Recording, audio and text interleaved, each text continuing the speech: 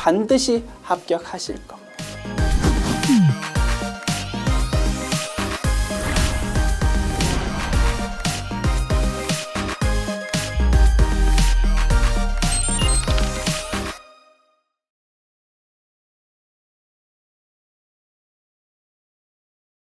안녕하세요. 전산회계 1급 제116회 기출문제 이론편 보겠습니다. 문제 1번. 다음 중 일반 기업회계 기준에 따른 재무제표에 대한 설명으로 가장 옳지 않은 것은 1번. 재무상태표는 일정 시점 현재 기업 실체가 보유하고 있는 경제적 자원인 자산과 경제적 의무인 부채 그리고 자본에 대한 정보를 제공하는 재무보고서이다. 맞겠지요? 일정 시점의 재무상태를 보고하는 서식이고 구성요소 3개였습니다. 자산, 부채, 자본. 오케이. 2번. 손익계산서는 일정 시점 현재 기업의 경영 성과에 대한 정보를 제공하는 재무보고서이다. 틀렸지요? 키워드. 손익계산서는 경영성과를 보고하는데 일정 시점이 아니고 일정 기간이었습니다. 1월 1일부터 12월 31일까지라는 일정한 기간의 경영성과를 보고한다. 그래서 일정 시점이라는 이런 엉터리 단어가 있어서 2번 틀린 지문. 정답은 2번 되겠네요. 정답 찾았고 3, 4 확인합시다.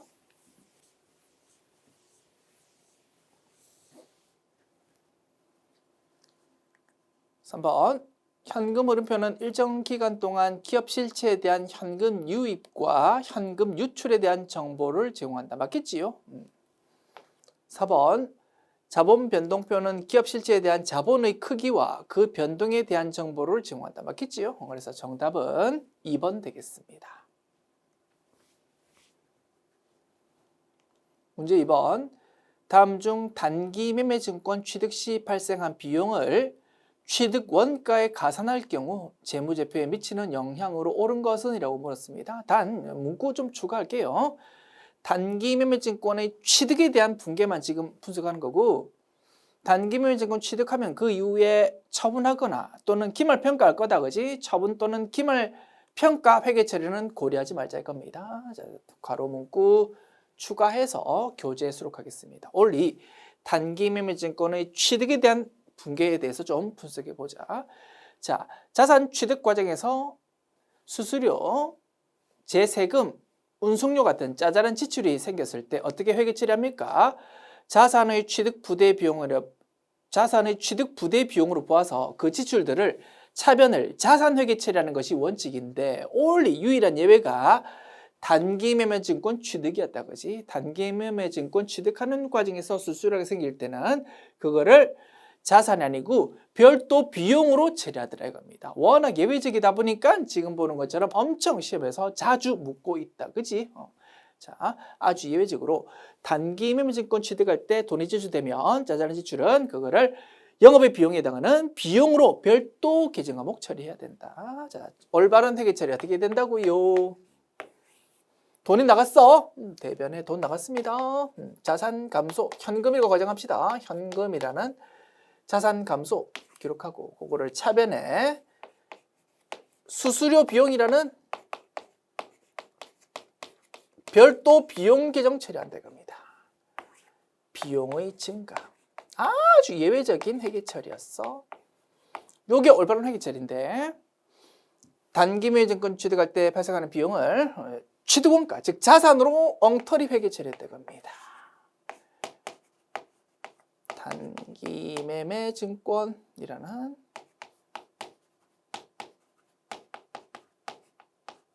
자산 증가로 이렇게 엉터리 회계 처리했을 때는 어떤 영향이 있을까 분석해 보자.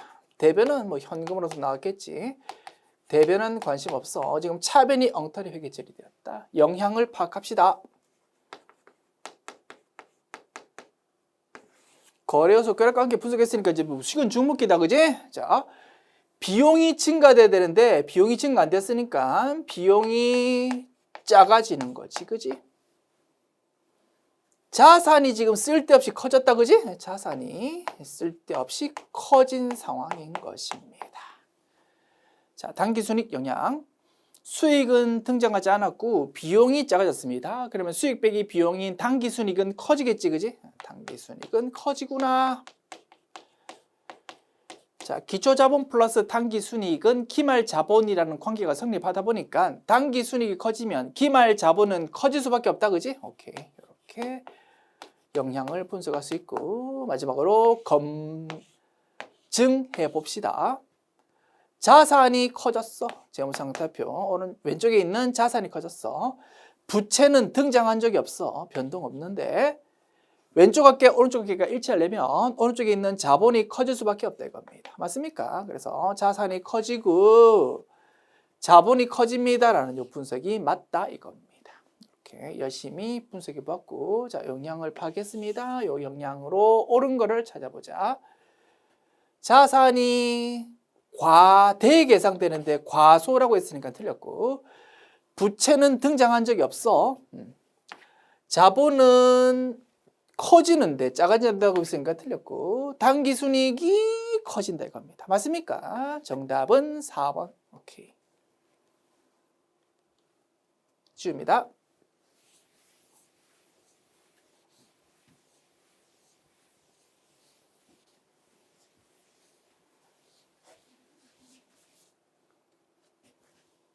문제 3번. 주식회사 해계는 전년도 1월 1일 1,000만 원의 유형자산 기계장치를 취득해서 사용하다가 당해연도 6월 30일 400만 원에 처분했다. 해당 기계장치의 처분 시 발생한 유형자산 처분 손실을 계산해 보십시오. 단 내용연수 5년이고 잔존가치는 100만 원. 정액법 월할상각 조건으로 올해 6월까지 감가상각을 계속했다고 가정한답니다. 됐지요? 자, 그러면 5년 정액법 잔존가치 100만 원인 감가상각비 금액을 먼저 계산해 보아야 되겠네. 취득원가가 1,000만 원이고요. 잔존가치가 100만 원이고, 요거를 몇 년으로 나온다고? 5년으로. 요게 매년마다 인식하는 정액법에 따른 감가상각비다, 그지요? 900만 원 나누기 5 하면 180만 원 계산됩니다.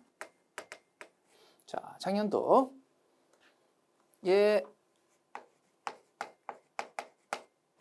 기록했던 감가상각비가 1월 1일부터 출발하니까 180만 원이었어.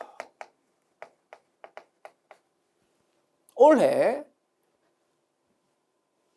6월 30일에 처분했습니다. 월할이랍니다. 1, 2, 3, 4, 5, 6, 6달치만큼 감가상각비를 기록했다 이겁니다. 그러면 180만 원에 12달치니까 절반만큼, 90만 원만큼 올해에 감가상각비 회계 처리했을 겁니다. 그러면 처분하는 시점에서 재무상태표상 기록되어 있는 감가상각 누계가 얼마였겠습니까? 작년도 인식했던 거랑 올해 인식한 거 두 개 합해서 270만 원만큼 감가상각 누계액이 기록되어 있었을 것이다. 맞습니까? 자, 이제 팔아먹습니다. 대변에 자산 감소 기록까지 기계장치라는 자산 감소 취득원가 회계 처리한다, 그지? 1,000만 원. 차별은 그에 딸린 꼬리표 감가상각 누계액을 기록한다, 그지? 얼마? 270만 원. 그래서 순액으로 따지면 자산 팔아먹었으니까 대변에 자산 감소가 기록됩니다. 얼마만큼이? 처분할 때의 장부금액인 1,000만 원에서 270만 원 빼면 얼마요? 730만 원이라는 장부금액만큼이 대변에 기록되는 상황인 거다.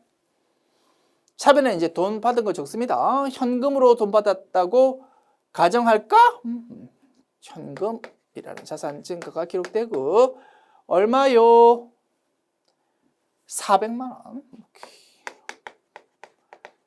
자, 장부금액 730만 원짜리를 400만 원에 팔아먹었습니다. 손해봤다, 그지? 기분 나쁩니다. 차변에 유형자산 처분 손실이라는 비용을 기록해서 분계 마무리하자. 얼마요? 730만 원짜리를 400만 원에 팔았으니까 330만 원 손해본 거지. 이렇게 하면 차변 대변 금액이 일치되는, 즉 분계가 완성되는 상황이다 이겁니다. 됐죠? 정답은 유형자산 전부 손실은 330만 원입니다. 정답은 2번.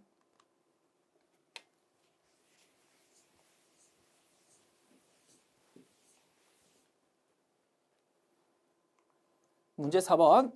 다음 자료 바탕으로 올해 12월 31일 현재 현금 및 현금성 자산과 단기 금융 상품의 잔액을 계산하면 얼마입니까? 이렇게 물었네요.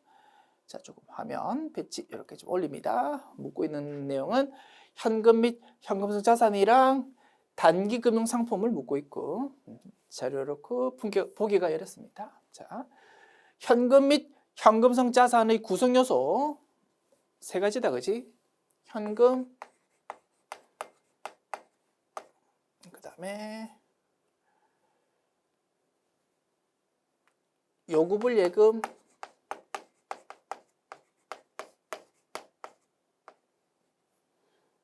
현금성 자산 이렇게 세 가지 구성 요소고,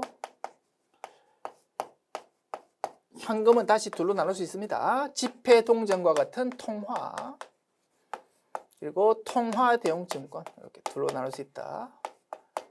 통화 대용 증권은 가까운 은행 가서 언제든지 돈으로 바꿀 수 있는 걸 말하고, 자기압 수표 이런 것들이 대표적인 예가 되겠다. 현금성 자산은 의미가 무엇입니까? 정형화된 금융상품이라든가 국채, 공채, 회사채와 같은 채무증권 중에서 취득 당시에 만기가 3개월 이내에 도래하는 것을 현금성 자산이라고 이름 부르더라. 됐지요? 요구불 예금은 언제든지 돈 뽑을 수 있는 예금을 말하고, 보통 예금과 당좌 예금이 여기에 해당하더라. 맞습니까? 자, 현금 및 현금성 자산의 여러 가지 구성 요소들 파악해 보았고, 자, 연결시킵시다. 현금 가지고 있는 거 이거 통하지, 그지? 20만 원. 오케이. 당좌 예금 여기 있는 보통 요구불 예금. 정기예금이라는 금융상품인데 만기가 내년 말입니다. 취득 당시에 만기가 3개월 이내입니다라는 언급이 있다면 요거는 현금성 자산이 될 수 있는데, 그러한 언급이 전혀 없잖아. 일반적인 금융상품이고, 만기 따져볼 때 올해 결산일로부터 따져볼 때 1년 이내이니까 단기 금융상품이 될 거다, 그지? 단기 금융상품. 여기 누구 묻고 있는 거? 오케이. 선일자 수표는 외관상으로는 수표이지만 그 의미는 엄과 똑같았다, 그지? 그래서 이거는 우리가 다른 사람의 다른 거래처가 발행한 선일자 수표를 가지고 있는 상황이라면 엄을 가지고 있는 거니까, 그지? 받을 엄 또는 주된 여부가 아니라면 미수금 이런 걸로 회계 처리할 거고, 현금 및 현금성 자산이라든가 단기 금융 상품은 전혀 아닌 상황이 될 겁니다. 외상 매입금, 이건 부채지, 그지? 오케이. 이렇게 열심히 분석했고, 제시되어 있는 것 중에서 현금 및 현금성 자산에 해당하는 건 요 두 가지 항목이다. 70만 원. 그리고 단기 금융 상품은 150만 원. 이렇게 파악할 수 있겠지. 자, 정답 찾으십시다. 현금 및 현금성 자산 70만 원입니다. 정답은 1번 되겠고, 단기 금융 상품은 150만 원인데 일치하는 금액이 없잖아, 그지? 그래서 정답은 only 1번 되겠지.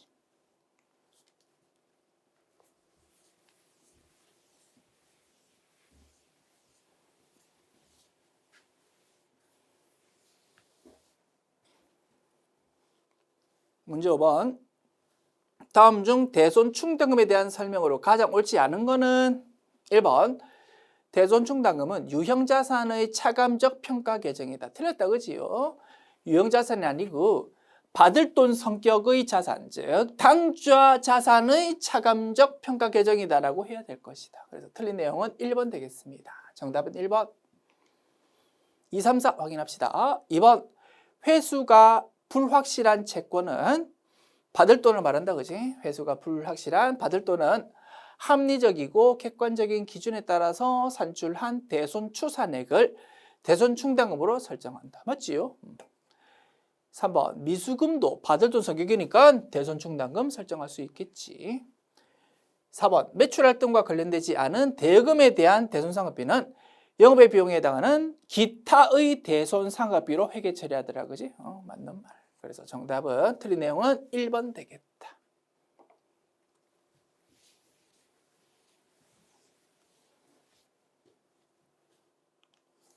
문제 6번.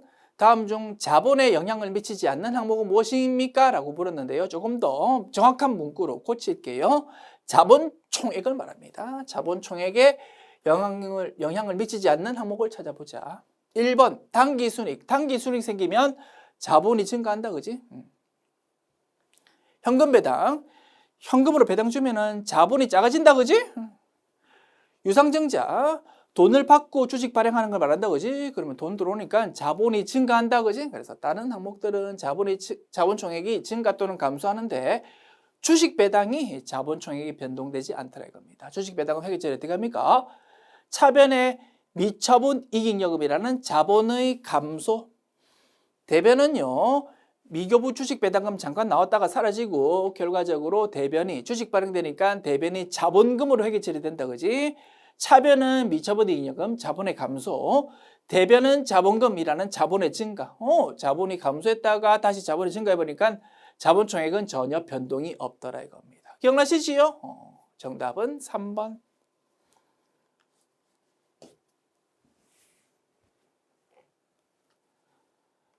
문제 7번. 다음 중 일반 기업회계 기준에 따른 수익 인식 시점에 대한 설명으로 옳지 않은 거는 1번. 위탁 판매의 경우 수탁자가 위탁품을 소비자에게 판매한 시점에 수익을 인식하더라. 그지요? 우리 회사가 홈쇼핑에 물건 팔아주십시오라고 맡겼습니다. 우리는 물건 맡긴 우리는 언제 수익 인식합니까? 홈쇼핑이 소비자한테 광고 잘해가지고 홈쇼핑이 물건 팔 때 그거 우리 물건이니까 우리가 매출 인식한다 이겁니다. 그 설명이지. 2번 배당금 수익은 배당금을 받을 권리와 금액이 확정되는 시점에 수익을 인식하더라. 그지? 바꿔 말하면 주주총회 열리는 날, 그지? 이익 처분 결의한 날, 그날 우리는 수익을 인식하더라. 맞는 말이고요. 3번. 대가가 분할되어 수치되는 할부 판매의 경우 대가를 나눠 받을 때마다 수익으로 인식한다. 틀렸다. 그지요? 할부 판매의 경우 할부 판매의 의미는 뭡니까? 물건 먼저 넘겨주고 돈은 그 이후에 여러 번 나눠서 따박따박 나눠 돈 받는 거를 할부 판매라고 부릅니다. 돈은 설사 나중에 받더라도 원칙적으로 수익을 언제 인식한다고? 물건 넘겨주는 오늘 인도일에 수익 인식한다고 했습니다. 그런데 돈 나중에 받을 때마다 수익 인식한다고 했으니까 3번이 틀린 지문 되겠지. 어렵지 않지요? 다만 할부 판매 중에서 단기 할부 판매는 뭐 전혀 고민할 거 없어. 무조건 인도일이 수익 인식식인데 장기 할부 판매면서 예외적으로 우리 회사가 중소기업일 때는 원칙적으로는 물건 넘겨주는 날이 수익 인식식이지만 예외적으로 돈 받는 날 따박따박 수익 인식하는 회수기일 도래 기준도 예외적으로 인정은 되고 있더라 이겁니다. 그지? 그래서 그런 예외적인 상황까지 고려해서 좀 완벽하게 이게 틀린 지문으로 되기 위해서는 조금 문과 한 개 추가한 게 좋겠지.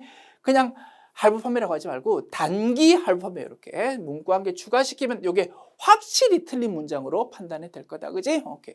이렇게 교재 수록하겠습니다. 단기 할부 판매는 예외 같은 것도 없어. 무조건 인도일이 수익 인식식인데 너 왜 엉터리로 설명하고 있니? 3번이 틀린 지문이야. 정답은 3번. 마지막 4번 읽어봅니다.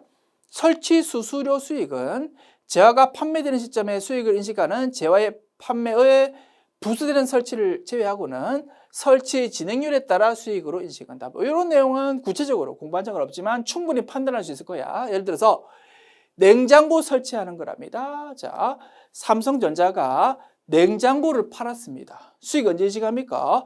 물건 넘겨주는 날 수익 인식하지, 그지? 자, 100만 원 받고 냉장고 팔았어. 100만 원 받으면 냉장고 물건만 줄 뿐만 아니고 냉장고 설치까지 해준다 이겁니다. 뭐 그런 설치 수수료는 물건값 속에 포함되어 있으니까 재화의 판매다, 그지? 재화의 판매에 부수되는 거고 언제 인식한다고? 그냥 재화 넘겨주는 인도 시점에 인식하면 되겠고. 지금 말하고 싶은 거는 그런 경우가 아니고 설치 수수료라는 용역을 별도로 제공하는 좀 큰 설치인 모양이다. 그럴 때는 어떻게 회계 처리하겠습니까? 일반적인 용역의 매출이니까 수익을 진행률에 따라서 인식할 거다 이겁니다. 일리 있습니까? 뭐 그 설명이 되겠지. 그래서 4번 내용을 굳이 뭐 우리가 구체적으로 공부한 적은 없지만 충분히 판단할 수 있고 3번 확실히 틀린 지문이라고 판단할 수 있잖아. 그래서 정답 찾는 데는 전혀 지장이 없다. 그래서 때로는 이렇게 생소한 지문이 나올 수 있어. 이런 생소한 지문 가지고 쓸데없이 5분, 10분 시간 잡아먹지 말자 이겁니다. 우리가 알고 있는 지식 범위로 충분히 자신감 있게 답 찾을 수 있는 것이다. 됐습니다. 문제 8번 봅시다. 다음 중 재고자산에 대한 설명으로 옳지 않은 것은 1번 기업이 생산 과정에 사용하거나 판매를 목적으로 보유하는 자산이다. 재고자산 의미는 우리 회사의 주된 영업활동으로서 판매를 위해서 가지고 있는 자산 말한다, 그지? 도소매기업이라면 상품, 제조기업이라면 제품이 대표적인 재고자산입니다. 그런데 제조기업의 경우 때로는 주된 영업활동으로서 팔아먹으려고 제품 만드는 과정에서 가지고 있는 자산, 예를 들어서 원재료, 제공품 같은 것도 재고자산 될 수 있다, 그지? 뭐 그런 부분이 앞부분 문구의 모양이다. 생산 과정에서 가지고 있는 고루고루도 결국 주된 영업활동 과정이라면 재고자산 될 수 있다 이겁니다. 1번 맞는 내용이고 2번 취득원가의 매입 부대 비용은 포함되지 않는다. 틀렸다, 그지요? 원재료 구입하는 과정에서 짜잘한 취득 부대 비용이 생겼다고 이런 거는 뭘로 처리합니까? 차변을 자산으로 회계 처리합니다. 결국 재고자산 취득원가에 합산이 되는 건데 합산되지 않는다고 했으니까 2번이 확실히 틀린 지문이지. 정답은 2번 되겠고 3, 4 확인합시다. 3번 기말 평가 방법에 따라서 기말 재고자산 금액이 달라질 수 있겠지, 그지? 설립선출법이지 후입선출법이지 따라서 단가가 달라질 수 있습니다. 오케이. 4번 수입 시 발생한 관세는 취득 원가의 가산해서 재고자산에 포함된다. 맞지요? 원재료를 수입하는 과정에서 생기는 관세, 대표적인 취득 부대 비용이다, 그지? 자산 취득 과정에서 생기는 세금, 수수료, 운송료 이런 거 뭘로? 자산 취득 부대 비용이니까 자산으로 회계 처리하는 거야. 오케이. 그래서 틀린 지문은 2번 되겠다.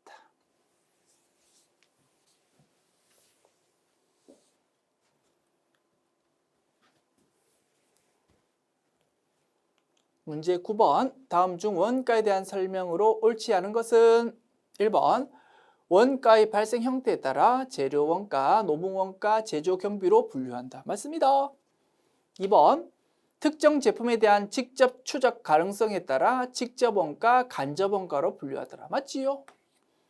3번 조업도 증감에 따른 원가의 행태로서 변동원가, 고정원가로 분류한다. 맞지요? 4번이 정답이겠네. 4번 기회비용은 과거의 의사결정으로 인해 이미 발생한 원가이며 대안 간의 차이가 발생하지 않는 원가를 말한다. 설명하고 있는 내용은 매몰 원가인데 맨 앞부분 제목이 기회비용이라고 적혀 있으니까 4번이 틀린 지문 되겠지. 기회비용, 즉 기회원가라는 건 의미가 무엇이었습니까? 여러 가지 대안 중에서 A라는 최적 대안을 채택할 때 포기해야 되는 나머지 대안들 중에서 효익이 제일 큰 거를 말한다, 그지? 그게 기회원가고, 기회원가는 의사결정할 때 반드시 고려해야 되는 거다, 그지? 그게 기회원가라는 의미고, 설명하고 있는 내용은 매몰 원가라는 의미가 되겠다. 오케이. 틀린 지문은 4번.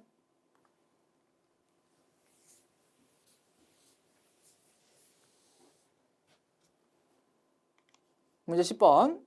부문별 원가 계산에서 보조 부문의 원가를 제조 부문에 배분하는 방법 중에서 보조 부문의 배분 순서에 따라서 제조 간접 원가의 배분액이 달라지는 방법은 무엇입니까? 라고 물었습니다. 단계 배분법 말하겠지, 그치? 단계 배분법은 서포트 부문 간에 주고받는 거에 대해서 한쪽 방향만, 즉 순서를 정해가지고 한쪽 방향만 고려하는 거다, 그지? 그러다 보니까 순서가 무엇인지가 달라지면 결과값이 달라질 수밖에 없는 것이다. 오케이. 정답은 2번.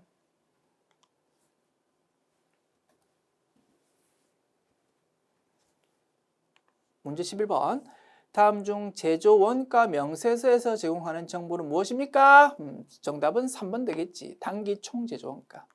단기 총 제조 원가, 단기 제품 제조 원가라는 정보가 요 서식에 기록되고 주의할 포인트, 매출원가는 요 서식에 표시되지 않는 것이다. 매출원가는 손익계산서에 그 세부 내역이 표시된다. 됐습니까?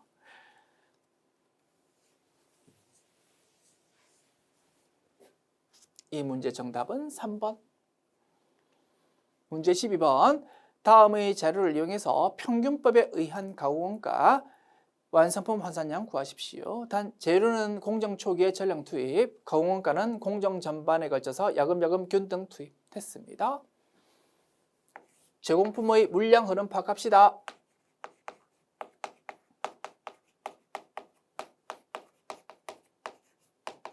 자, 나의 자리 왼쪽이다, 그지요? 기초 제공품이 10,000개. 기초 제공품의 완성도가 제시되어 있지만 평균법이니까 신경 쓸 필요 없다, 그지? 어차피 제로인 걸로 보겠다. 착수가 60,000개. 왼쪽이 70,000개라고 집계되네. 자, 오른쪽 파악합시다. 완성된 거가 40,000개고요. 기말 제공품이 30,000개입니다. 기말 제공품 완성도는 60%. 오케이. 파이프라인 그립시다. 자, 40,000개는 처음부터 출발해서 완성되었어. 30,000개는 처음부터 출발해서 60%에서 멈추었어. 자, 재료비, 가공비가 있을 때 묻고 있는 거는 only 가공비만 묻고 있습니다. 자, 재료비는 생략, 가공비만 분석하자. 40,000개는 묻지도 따지지도 않고 그대로 적습니다. 처음부터 출발해서 끝까지 갔네. 오케이. 자, 30,000개는 처음부터 출발해서 60%까지 갔으니까 3, 68, 18,000개 되겠지. 합산하면 58,000개. 됐지요? 정답은 4번.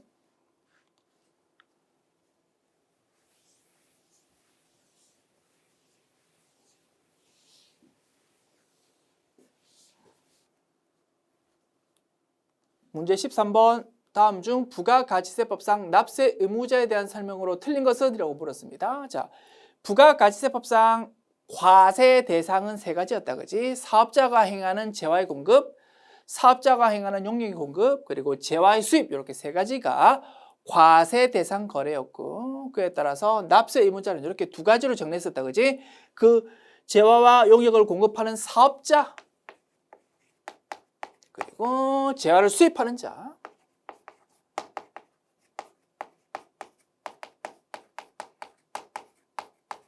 이렇게 두 가지로 정리할 수 있었습니다. 그 내용을 묻고 있는 거지.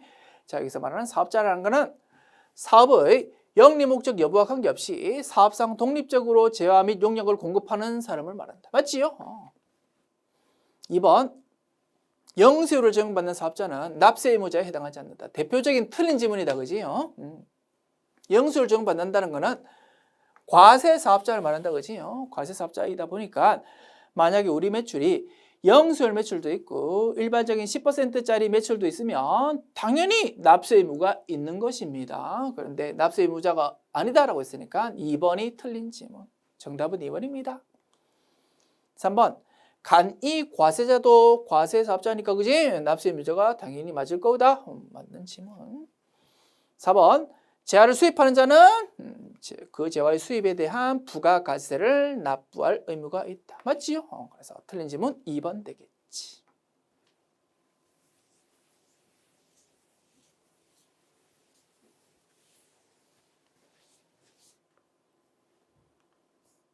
문제 14번. 다음 중 부가가치세법상 사업장에 대한 설명으로 옳지 않은 것은? 됐죠? 1번. 사업장은 사업자가 사업을 하기 위해서 거래의 전부 또는 일부를 하는 고정된 장소로 한다. 맞습니다. 2번. 사업장을 설치하지 않고 사업자 등록도 하지 않은 경우라면 과세 표준 및 세액을 결정하거나 경정할 당시의 사업자 주소 또는 거소를 사업장으로 할 수밖에 없겠지, 그지? 3번.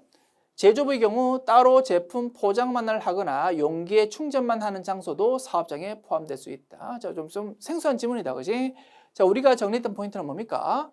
부가가치세는 사업장별 신고 납부이기 때문에 사업장이라는 개념이 중요하다. 그래서 업종별 사업장은 무엇인지 열심히 정리했다 이겁니다. 그 중에서 제조업의 경우에는 어디가 사업장이라고?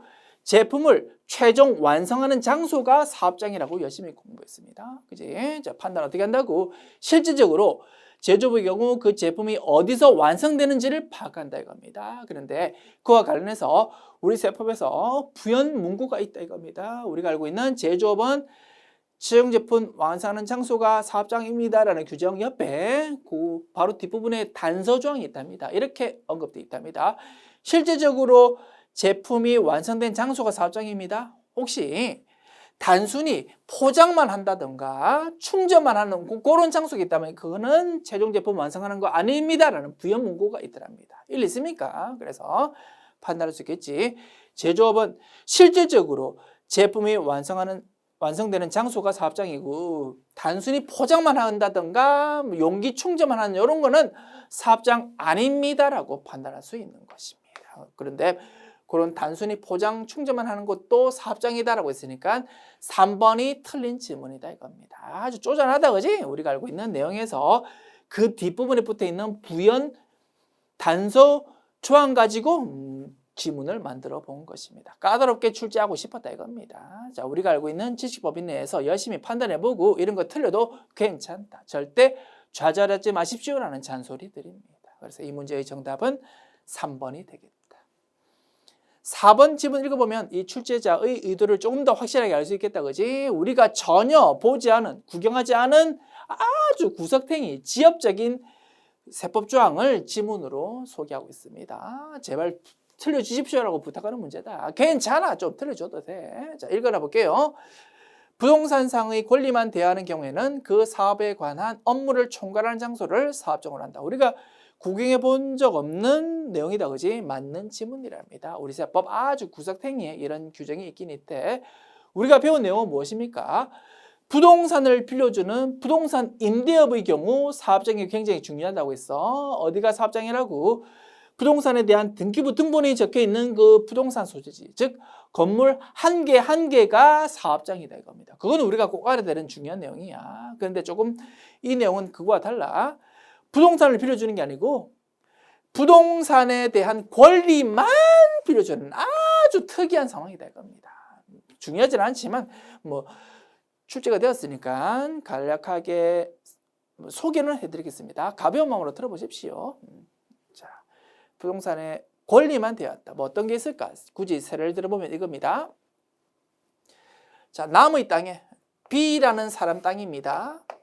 남의 땅에 A가 건물을 짓고 싶답니다. 이렇게 흔한 일은 아니다, 그지? 남의 땅에 건물을 지을 수 있으려면 특별한 권리가 있어야 됩니다. A한테 이런 거를 지상권이라고 이름 부릅니다. 부동산에 대한 권리다 이겁니다. 남의 땅에 A가 건물을 지을 수 있는 권리, 지상권을 A가 B와 협의해가지고 취득했는데 권리를 가지고 있는데 이 A가 지상권이라는 권리를 제3자 C한테 빌려준다 이겁니다. 아주 특이한 상황이지, 그지?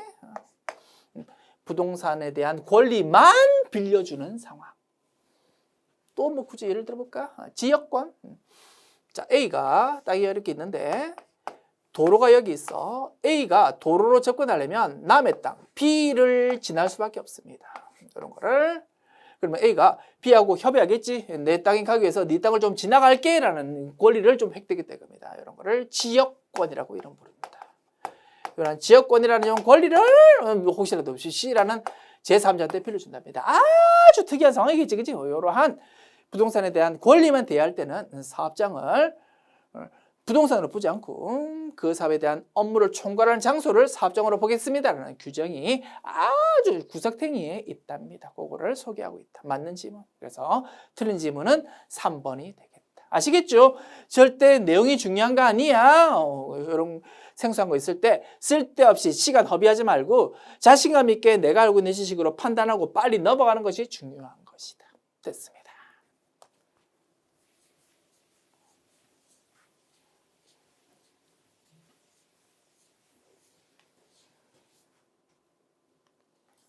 문제 15번. 부가가치세법상 법인사업자가 전자세금계산서를 발급하는 경우 전자세금계산서 발급 명세를 언제까지 국세청장한테 전송해야 됩니까? 뭐 바로 정답 사지, 그지? 발급일의 다음 날까지 전송해야 됩니다. 정답은 1번 되겠습니다. 지금까지 제116회 기출문제 풀어봤습니다. 수고하셨습니다.